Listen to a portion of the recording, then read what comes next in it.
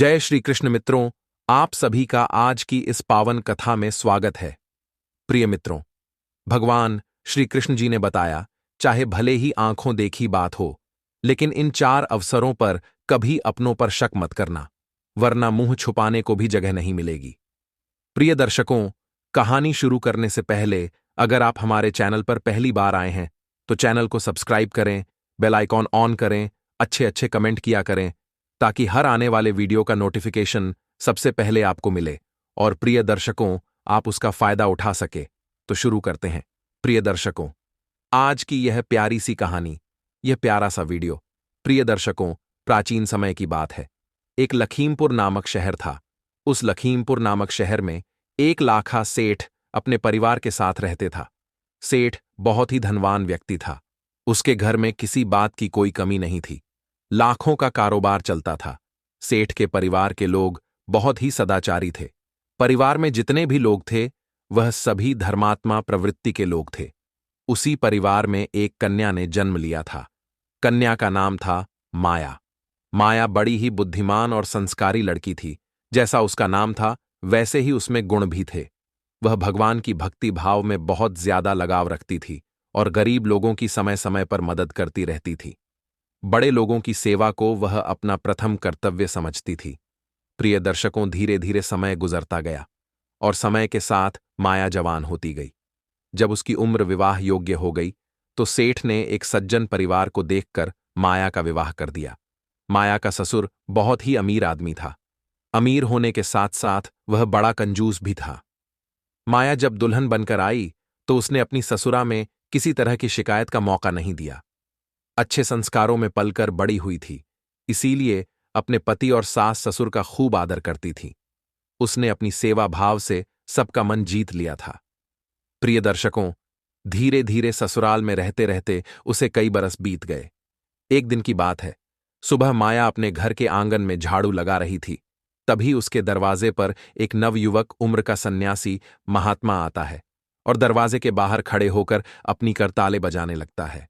उस नवयुवक सन्यासी ने आवाज लगाई कि माई, सन्यासी द्वार खड़ा है, बाबा को भिक्षा दे दो।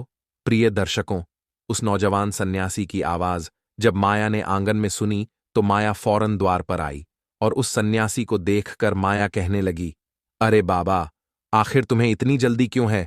थोड़ा और सब्र कर लेते। प्रिय दर्शकों, सेठ की बहू के इतना कहने पर वह सन्यासी बोला, हे देवी, मुझे डर लग रहा है। सन्यासी का जवाब सुनकर माया हंसने लगी।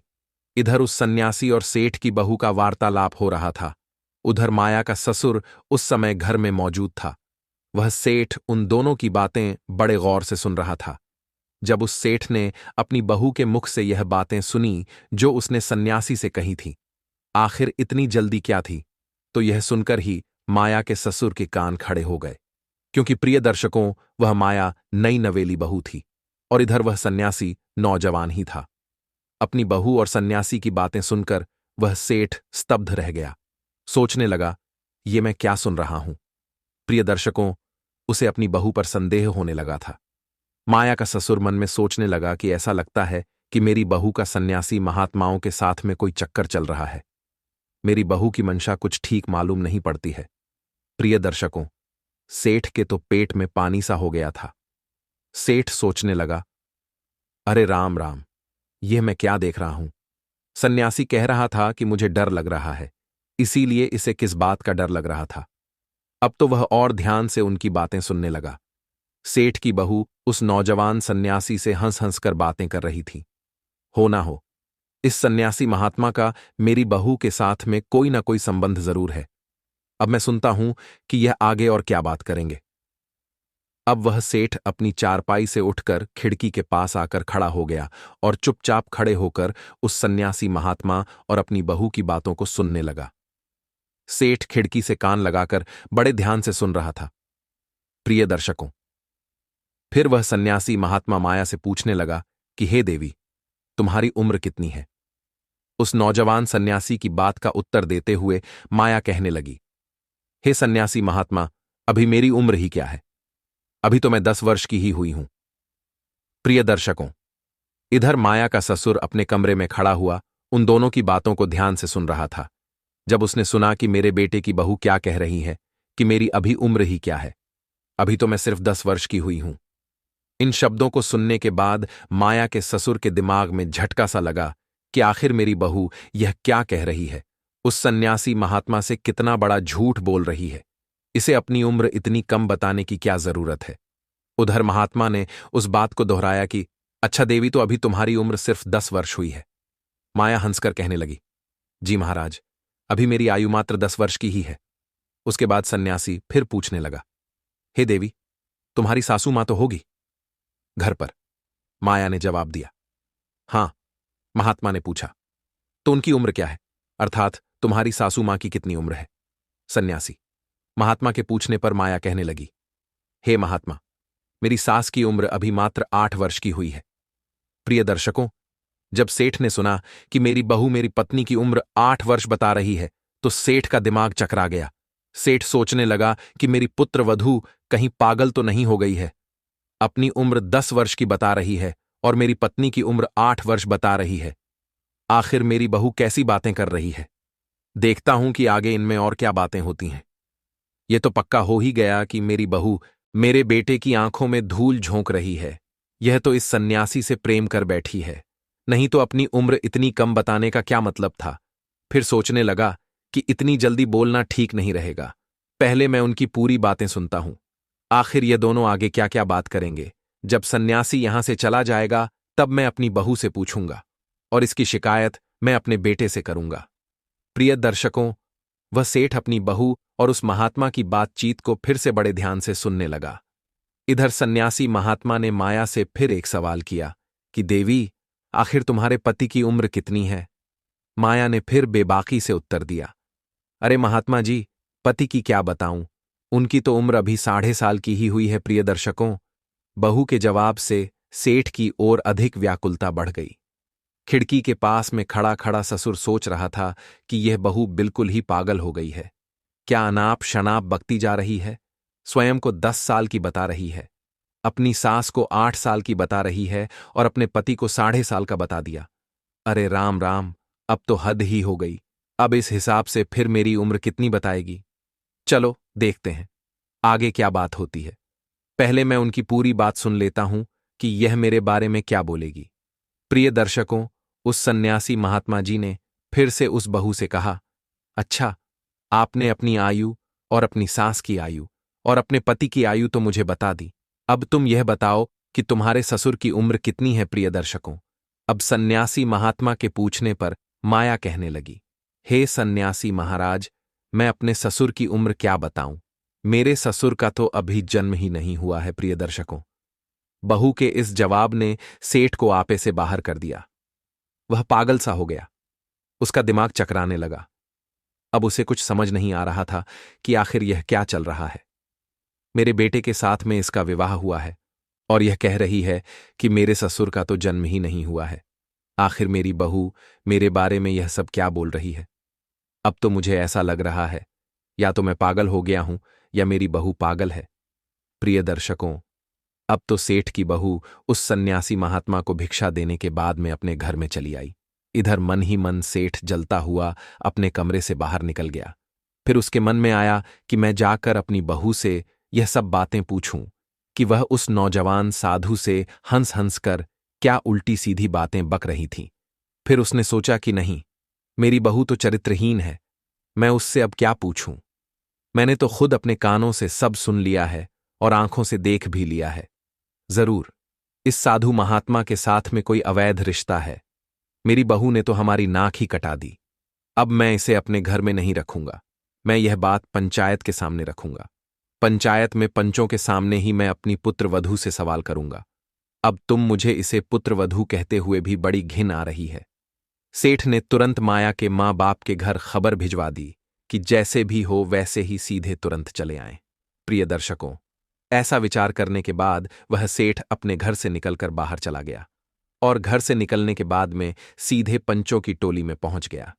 सेठ को आता देखकर पंचों ने पूछा, सेठ जी, आज इधर आने का क्या कारण है? आज तो आप बहुत परेशान दिख रहे हो, कोई बात हो गई क्या? पंचों के पूछने पर दुखी होता हुआ सेठ कहने लगा, पंचों, आज मैं किसी को अपना मुंह दिखाने लायक नहीं रहा। मेरे बेटे की पत्नी तो बहुत बड़ी चरित्रहीन निकली। इसके साथ साथ वह इतनी बड़ी झूठी और मक्कार हैं कि मैं आपको बता भी नहीं सकता। हे पंचो, अब मैं अपनी बहू से छुटकारा पाना चाहता हूं। मैं तो जैसे तैसे करके वहां से बचकर आया हूं, नहीं तो आज मैं अपनी बहू की बातें सुन सुनकर पागल हो जाता। तब पंचों ने पूछा, आखिर ऐसी क्या बात हो गई जो आप पागल हो जाते? तब सेठ कहता है कि पंचों के मुखिया, पहले आप लोग मेरे साथ में मेरे घर चलिए, मैं वहीं पंचायत के सामने अपनी बात बताऊंगा। प्रिय दर्शकों, अब तो सेठ के बार बार आग्रह करने पर सभी पंच सेठ के साथ चल दिए। इधर पंच लोग सेठ की चौपाल में पहुंचते हैं। उधर माया के माता पिता भी आ चुके थे। सेठ ने अपनी चौपाल पर पंचायत बैठा दी। सभी लोग सेठ के द्वार पर इकट्ठे हो गए। माया के माता पिता भी वहां बैठे हुए थे। इधर पंचों ने सेठ से कहा, सेठ जी, आखिर ऐसी कौन सी बात है जो आप अपने घर पर पंचों को बुलाकर लाए हो? किसी समस्या को लेकर पंचायत होनी है क्या? सब लोग तुम्हारे घर पर आ चुके हैं? अब बताओ, आखिर क्या बात है? तब सेठ ने कहा, पंचों, अब मैं अपनी पुत्र वधू माया को पंचायत में बुलाना चाहता हूं। सबसे पहले आप मेरी बहू को बुलवाएं। मैं अपनी समस्या उसी के सामने रखूंगा। प्रिय दर्शकों, अब तो पंचायत का आदेश मिलते ही तुरंत माया को बुलाया गया। जब सेठ की बहू आ गई तो फिर पंचों ने कहा, हे सेठ जी, अब तो आपकी बहू भी आ गई है। अब तो आप बताऊं, आखिर कौन सी बात है? आखिर तुम्हारी बहू ने ऐसा क्या कर दिया जो तुम इतने दुखी हो गए? तब सेठ कहता है कि पंचों, आज सुबह जब मैं सोकर उठा तो मैंने कुछ ऐसा देखा जिसे देखकर और सुनकर मैं बड़ा दुखी हूं। मैंने देखा कि मेरी बहू आंगन में झाड़ू लगा रही थी। तभी दरवाजे पर एक नौजवान साधु आता है और दरवाजे के बाहर खड़ा होकर भिक्षा मांगने लगता है।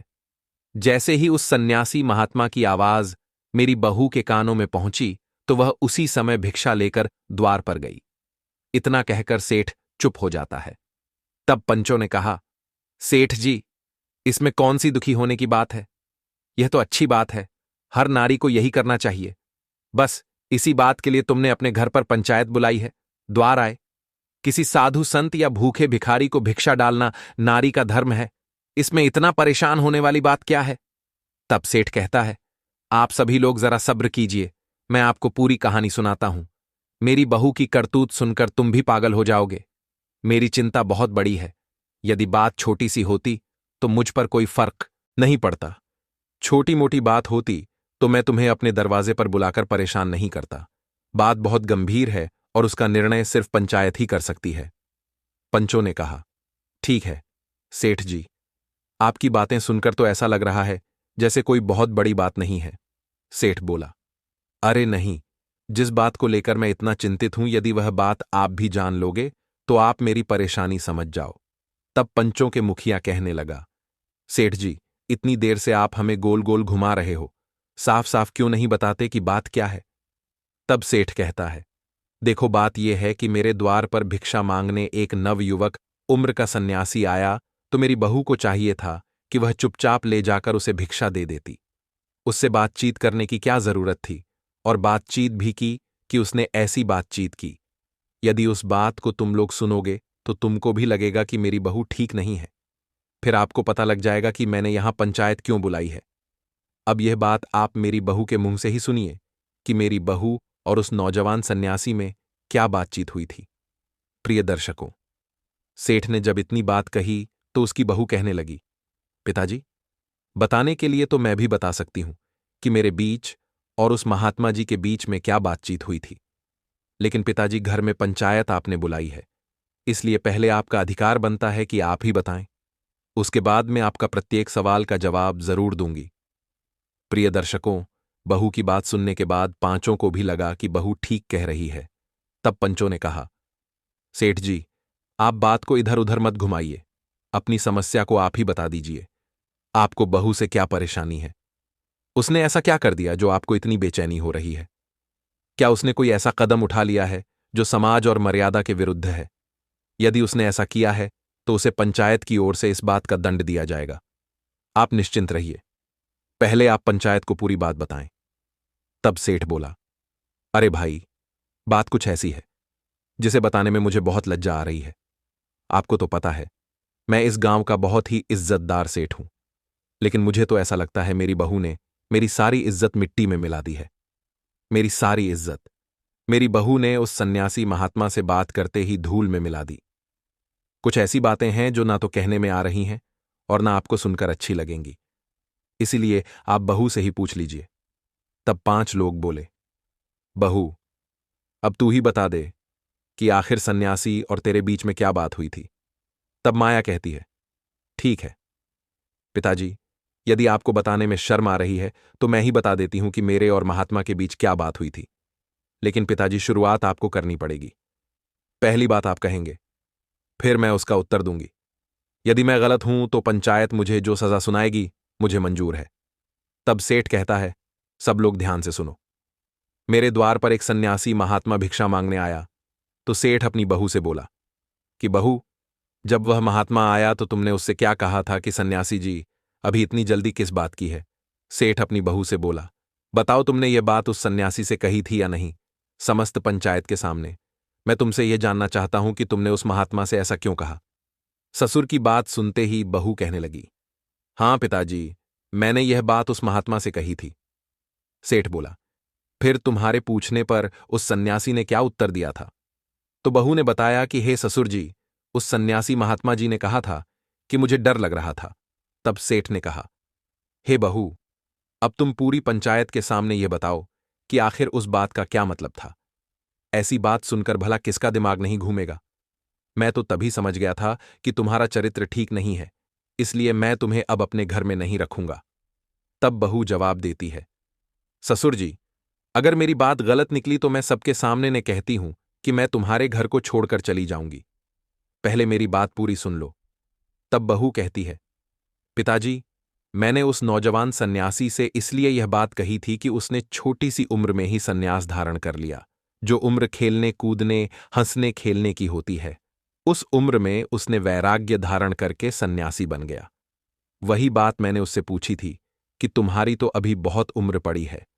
लोग जब बूढ़े हो जाते हैं तब भगवान का भजन करते हैं, लेकिन तुम तो अभी से भगवा धारण करके घूम रहे हो। तो मैंने उससे कहा था कि अभी इतनी जल्दी क्या थी जो तुम महात्मा बन गए, उम्र तो बहुत लंबी है। तब सन्यासी ने मेरी बात का जवाब यह कहकर दिया था कि मुझे डर लग रहा था। इसीलिए सन्यासी के बातों का मतलब था कि मौत का कोई भरोसा नहीं कब आ जाए। लोग बुढ़ापे में भजन करने लगते हैं, लेकिन यहां तो एक पल का पता नहीं है कि मौत कब आकर दबा ले। मरने से पहले मनुष्य को अपने कल्याण के लिए जितना कर ले वही उसके साथ जाता है। एक प्रकार से देखा जाए तो बुढ़ापे की कोई अवस्था नहीं होती, सबको बूढ़ा ही समझना चाहिए। बुढ़ापा तो मौत से पहले की अवस्था होती है, लेकिन एक छोटे से बच्चे को भी नहीं पता है कि मौत कब आएगी। इसका मतलब है कि छोटे से बच्चे को भी आप बच्चा ना समझे, उसे बूढ़ा समझना चाहिए। मौत जब आती है तो वह बूढ़ा जवान और बालक किसी को नहीं देखती। जिसकी मौत आती है वह उसे उठा ले जाती है, चाहे कोई बालक हो या जवान हो। इसलिए भगवान का भजन बचपन से ही शुरू कर देना चाहिए। बुढ़ापा किसने देखा है, क्या पता बुढ़ापे तक हम पहुंच पाएं या ना पहुंच पाएं। यही बात सन्यासी ने कही थी कि मैं मौत से डर गया था, इसलिए इतनी कम उम्र में सन्यास धारण कर लिया। पता नहीं मेरी जिंदगी का अंत कब हो जाए, न जाने कब मेरी सांसें थम जाएं। मैंने अपनी जवानी में बहुत सारे लोगों को मरते हुए देखा है, इसलिए मैंने डर की वजह से जवानी में ही सन्यास धारण कर लिया। इसलिए सन्यासी महात्मा ने मेरे पूछने पर यह बताया कि मुझे बहुत भारी डर लग रहा था। अब बताइए ससुर जी, मैंने और सन्यासी ने क्या गलत कहा था प्रिय दर्शकों। बहू की बात सुनकर पूरी पंचायत के लोग बहू की बुद्धि की प्रशंसा करने लगे। इधर सेठ के भी समझ में आ चुका था कि मेरी बहू की बातों का मतलब बहुत ही साफ सुथरा था। मैं तो उसे व्यर्थ ही गलत समझ बैठा। तब माया कहती है, ससुर जी, अभी मेरी बात पूरी नहीं हुई है, मैं आगे की बात का मतलब भी आपको बताती हूं, ध्यान से सुनो। तब बहू ने जवाब दिया, हे पिताजी, उसके बाद उस सन्यासी महात्मा ने मुझे मेरी उम्र पूछी तो मैंने उस सन्यासी महात्मा को अपनी आयु 10 वर्ष बताई। बहू बोली, पिताजी क्या यही कहा था। इस पर सेठ ने तुरंत जवाब दिया, हां, तुमने यही कहा था। अपनी आयु सन्यासी महात्मा को 10 वर्ष बताई थी, जबकि तुम तो 30 वर्ष की हो चुकी हो। सन्यासी महात्मा से यह झूठ क्यों बोला। तुम्हारा झूठ बोलने के पीछे मुझे तुम्हारी नीयत साफ नहीं लगी। तब वह कहने लगी, ससुर जी, थोड़ा सब्र करिए, मैं वह भी बताती हूं कि मैंने उससे ऐसा क्यों कहा था। अपनी उम्र उसे 10 वर्ष की क्यों बताई थी। अपनी उम्र 10 वर्ष की बताने का कारण यह था। पिताजी, वैसे तो मैं 30 वर्ष की हो चुकी हूं, लेकिन मैं इस आयु को आयु नहीं मानती। मैं तो सिर्फ अपनी आयु 10 वर्ष की मानती हूं, क्योंकि अब से 10 साल पहले एक संत से मैंने गुरु दीक्षा ली थी। 10 वर्ष पहले मुझे भगवान की भक्ति का हुआ। उनकी कथा कीर्तन में मेरा मन लगा। जब से मैं भगवान से जुड़ गई हूं, उन्हें पहचान गई हूं। जितना समय मेरा भगवान की भक्ति में बीता है, उतनी ही उम्र मेरी सार्थक हुई है। बाकी जीवन तो मेरा व्यर्थ चला गया। संसार में मनुष्य चाहे जितना जी ले, लेकिन उतनी ही आयु उसकी सफल माननी चाहिए जितने समय उसने भगवान का भजन किया है। बाकी उम्र में तो उसने पशुओं की तरह जीवन जिया है, खाया है, सोया है और भोगों में रथ रहा है। यह काम तो पशु करते हैं। इस उम्र को व्यर्थ समझना चाहिए। मैं 10 वर्ष से सत्संग से जुड़ी हूं, इसलिए मैंने अपनी आयु उस संत को 10 वर्ष बताई थी। अब आप बताइए, मैंने उसे क्या गलत कहा। प्रिय दर्शकों, बहू का यह भी जवाब सुनकर सेठ निरुत्तर रह गया। उसे कोई जवाब नहीं आया। पंचायत के लोग माया का जवाब सुनकर वाह वाह करने लगे। धन्य हो पुत्री, वाकई में तुम बहुत समझदार हो। तब सेठ कहने लगा, हे बहू, तुमने अपनी आयु 10 वर्ष बताई, यह तो बात समझ में आती है, लेकिन तुमने अपनी सास की उम्र भी 8 वर्ष ही क्यों बताई। अपने पति की उम्र 6.5 वर्ष क्यों बताई, जबकि तुम्हारी सास की उम्र 60 साल से ऊपर की हो चुकी है। इसका मतलब हमें जरूर समझाओ प्रिय दर्शकों। तब सेठ की पुत्र वधू कहने लगी, हे ससुर जी, अब आप मेरी बात बड़े ध्यान से सुनिए। सन्यासी के पूछने पर मैंने ऐसा क्यों बोला था। हे ससुर जी, जब मैं अपने मायके से ससुराल आई थी, उस समय आपके घर में ना तो पूजा पाठ होती थी, न कोई कथा सत्संग होता था। लेकिन मेरे कहने पर सासू मां उस दिन से सत्संग में जाने लगी, भगवान के भजन सुनने लगी और भगवान का भजन कीर्तन भी करने लगी। और उन्हें भजन कीर्तन करते हुए, सत्संग को सुनते हुए, भगवान का पूजा पाठ करते हुए 8 साल का समय हो गया है। इसीलिए सन्यासी महात्मा के पूछने पर मैंने उन्हें बता दिया कि मेरी सासू मां की उम्र 8 वर्ष की हुई है। अब बताओ पिताजी, मैंने क्या गलत बात कही। बहू की बात सुनकर सेठ बोला, अच्छा, तो यह बात थी, मैं तो तुम्हें पागल समझ रहा था। माया बोली, पिताजी, इसी हिसाब से मैंने अपने पति की आयु बताई थी, 6.5 साल, क्योंकि ससुर जी 6.5 साल पहले हमारी सासू मां के घुटने का इलाज हुआ था और उस समय उनसे चला नहीं जाता था। तब मेरे पति ही मुझे और सासू मां को मंदिर तक लेकर जाते थे। इसी बहाने से उन्हें भी भगवान के दर्शन हो जाते थे। धीरे धीरे उनकी रुचि भगवान की भक्ति में बढ़ गई। इसीलिए ऐसा समझ लो कि मेरे पति का भी उस दिन जन्म हो गया था। इस वजह से मैं सन्यासी महात्मा के पूछने पर अपने पति की उम्र 6.5 साल बताई थी। और पिताजी, अंत में बात आपकी तो मैं आपके लिए इसीलिए बताया था कि उनका जन्म नहीं हुआ है, क्योंकि पिताजी, जिस दिन से मैं ससुराल में आई हूं, तब से मैं देख रही हूं कि ना तो आपने किसी से दीक्षा ली है और ना ही कभी भगवान के मंदिर में कथा कीर्तन में जाते हो। और तो और, आज तक आपने अपने हाथों से किसी प्रकार का कोई दान भी नहीं किया है, कोई पुण्य का कार्य नहीं किया है।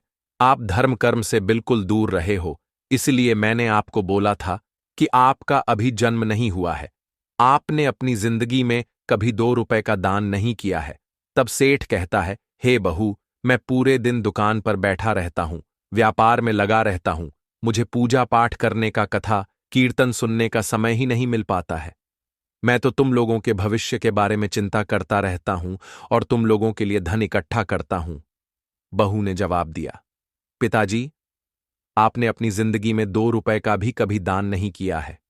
यदि गांव में कोई धार्मिक कार्य होता है, कोई भगवान की चर्चा होती है या भागवत कथा होती है, आप कभी भी उसमें नहीं गए। घर बैठकर भी कभी ईश्वर का ध्यान नहीं किया। आपने अपने जीवन में कभी कोई तीर्थ यात्रा नहीं की है। जब आपने अपने जीवन में धर्म कर्म कभी कुछ किया ही नहीं, तो मेरी दृष्टि से आप ऐसा समझो कि आप पैदा ही नहीं हुए हैं। इसीलिए वह सन्यासी महात्मा जी ने आपकी उम्र पूछी, तो मैंने सन्यासी महात्मा को बता दिया कि अभी तक मेरे ससुर जी का जन्म ही नहीं हुआ है। प्रिय दर्शकों, अपनी पुत्र वधू के मुख से इन बातों को सुनकर वह सेठ बड़ा शर्मिंदा होता है। उसने पूरी पंचायत के सामने अपने दोनों कान पकड़कर अपनी बहू से क्षमा मांगी और अपनी बहू से कहता है, बेटी, मैंने तुम्हारे बारे में बहुत गलत सोचा था, मुझे क्षमा कर दो। तुम्हारी बातें सुनकर तो ऐसा लग रहा है कि मुझे तुम पर गर्व होना चाहिए कि तुम वास्तव में बड़ी बुद्धिमान हो। प्रिय दर्शकों, इसके बाद सभी पंचों से हाथ जोड़कर सेठ ने माफी मांगी और अपनी पुत्रवधू को लेकर घर के अंदर चला गया। घर आने के बाद सेठ ने अपनी पुत्रवधू से कहा कि पुत्री, आज तूने मेरी आंखें खोल दी। वास्तव में मेरा अभी तक जन्म नहीं हुआ है, अब मैं भी जन्म लेना चाहता हूं। ससुर की इतनी बात सुनते ही बहू कहने लगी, ससुर जी, यह तो बहुत ही अच्छी बात है। जब जागो तभी सवेरा यह भी बहुत बड़ी बात होती है कि बुढ़ापे में ही सही, कम से कम भगवान से तो जुड़ गए, वरना तो लोग पूरा जीवन निकाल देते हैं, खाने सोने में कभी भगवान का भजन नहीं करते। प्रिय दर्शकों, अगले दिन सेठ ने अपने मुनीम को अपने पास बुलाया और मुनीम से कहा कि मुनीम जी, हमारे गोदाम में जो बचा हुआ पिछले साल का अनाज पड़ा है, वह अनाज खराब हो चुका है। जो अनाज आज तक किसी व्यापारी ने नहीं खरीदा है, वह सारा अनाज बोरियों में भरवा कर बाहर निकलवा लो। उस अनाज को मैं गरीब और असहाय लोगों को दान में दूंगा। अब मैं अपनी बची हुई जिंदगी में अपने हाथों से खूब पुण्य का कार्य करना चाहता हूं।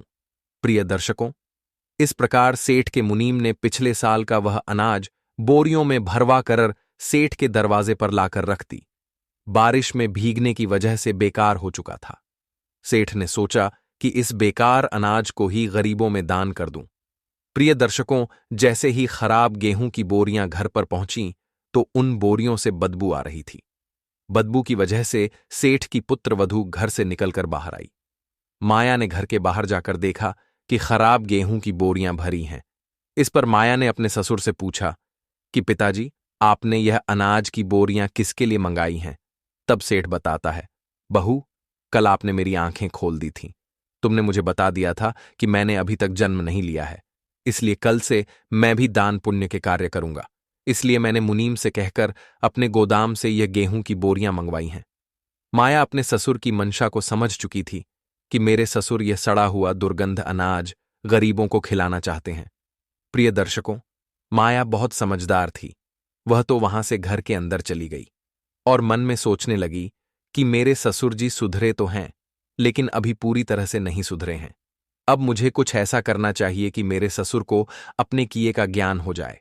काफी सोच विचार के बाद माया ने उन सड़े हुए गेहूं में से कुछ गेहूं निकाले और उन्हें कूट पीस कर उनका आटा बना लिया। फिर उस आटे की रोटियां बनाईं। शाम को जब माया का ससुर भोजन करने के लिए आया, तो माया ने उसे आटे की बनी रोटियां अपने ससुर को परोस दी।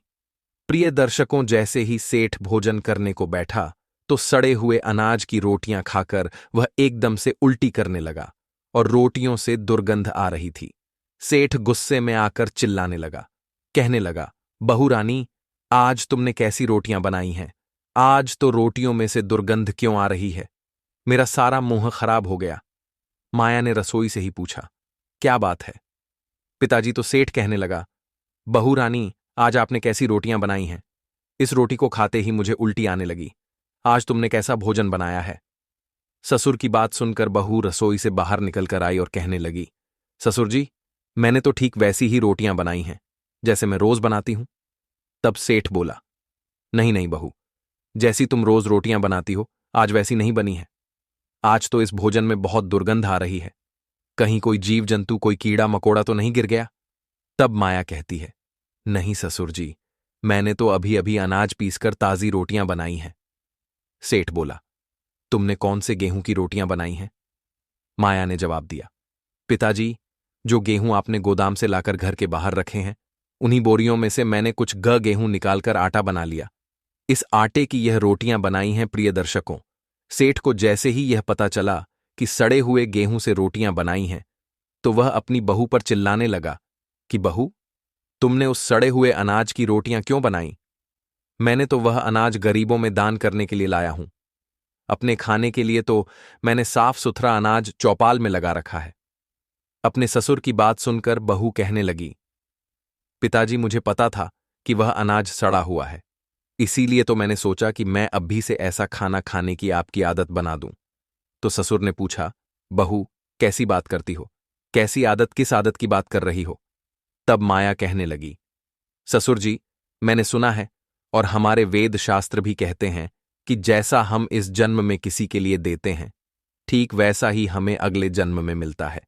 इसीलिए ससुर जी, आज मैंने सोचा इस जन्म में यदि आप गरीबों के लिए सड़ा गला हुआ अनाज का दान करेंगे तो अगलेज में हमारे लिए भी सड़ा गला हुआ ही खाने को मिलेगा।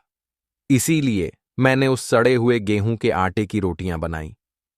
हम अभी सीख जाएंगे, तभी तो हमारी सड़े हुए अनाज की रोटियां खाने की आदत बन पाएगी, क्योंकि हमें अगले जन्म में ऐसे ही अनाज की रोटियां खाने को मिलेगी। यदि हम किसी को सड़ा गला खिलाएंगे तो हमें भी अच्छा खाने का अधिकार नहीं है। परमात्मा हमेशा हमें वही लौटता है जो हमने दिया है। तब सेठ बोला, पुत्री, आज मुझे तेरी इन बातों का मतलब ठीक तरह समझ में आ चुका है। सेठ ने फौरन अपने मुनीम को बुलाया और कहने लगा कि इन गेहूं की बोरियों को ले जाकर किसी शहर के बाहर कूड़े के ढेर पर फेंक दो, और जो हमारे गोदाम में अच्छे वाले अनाज की बोरियां लगी हैं उन्हें ले आओ। सेठ की बात सुनकर मुनीम भी बड़ा हैरान था। कहने लगा, मालिक, ऐसा क्या हो गया? आपने तो यह अनाज गरीबों में बांटने के लिए मंगवाया था। क्या आपने अपने विचार बदल दिए हैं?